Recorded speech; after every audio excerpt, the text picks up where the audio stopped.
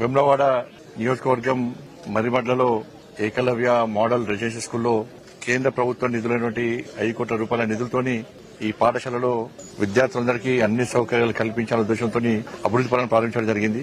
చుట్టూ కాంపౌండ్ వాళ్ళు, quarters, roads, లైట్లకు సంబంధించి కానీ ఇతర అనేక ల్యాబ్స్ సంబంధించి అన్ని రకాల సౌకర్యాలు కల్పించాలనే ఉద్దేశంతో ఈరోజు ప్రారంభోత్సవం చేయడం జరిగింది.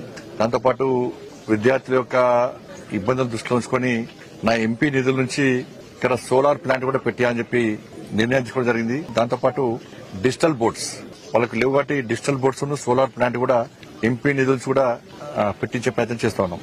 దేశవ్యాప్తంగా ఎస్టీ నియోజకవర్గాలకు సంబంధించి ఎక్కువ పాపులేషన్ అంటే 20,000 జనాభా ఉన్నటువంటి ఆ ప్రాంతంలో ఏకలవ్య మోడల్ రెసిడెన్షియల్ స్కూల్ పెట్టాలని చెప్పి నరేంద్ర మోడీ గారి ప్రభుత్వం 2018లో నిర్ణయం తీసుకున్నది. దీనికి అనుగుణంగా దేశవ్యాప్తంగా 728 ఏకలవ్య మోడల్ రెసిడెన్షియల్ స్కూల్స్ ఏర్పడాలని చెప్పి ప్లాన్ చేసిన తర్వాత మనకి 708 స్కూళ్లకు ఆల్రెడీ శాంక్షన్ ఇచ్చారు, మంజూరు ఇచ్చారు. 500 పాఠశాలలు దేశవ్యాప్తంగా నడుస్తున్నాయి. 3,50,000 మందికి నాణ్యమైన విద్య అందించాలనే ఉద్దేశంతో దీని ఈ స్కీమ్ ప్రారంభించడం జరిగింది. ఈ 500 పాఠశాలల్లో దాదాపు 1,40,000 మంది విద్యను అభ్యసిస్తున్నారు. దీంతో పాటు దీనిలో చదువుకున్నటువంటి విద్యార్థులకు ఇవాళ పీజీ, దాంతోపాటు డిగ్రీ గాని, మెడిసిన్ గాని, ఇంజనీరింగ్ గాని చదువుకునే విద్యార్థులకు కూడా స్కాలర్షిప్ ఇస్తున్నాం. ఇతర దేశాల్లో చదువుకోవడానికి ఉత్సాహపడే విద్యార్థులకు కూడా స్కాలర్షిప్ ఇస్తూ ఇలా విద్యార్థులను ప్రోత్సహించే ప్రయత్నం ఇలా నరేంద్ర మోడీ గారి ప్రభుత్వం చేస్తున్నది. గతంలో పాఠశాలలు లేవు.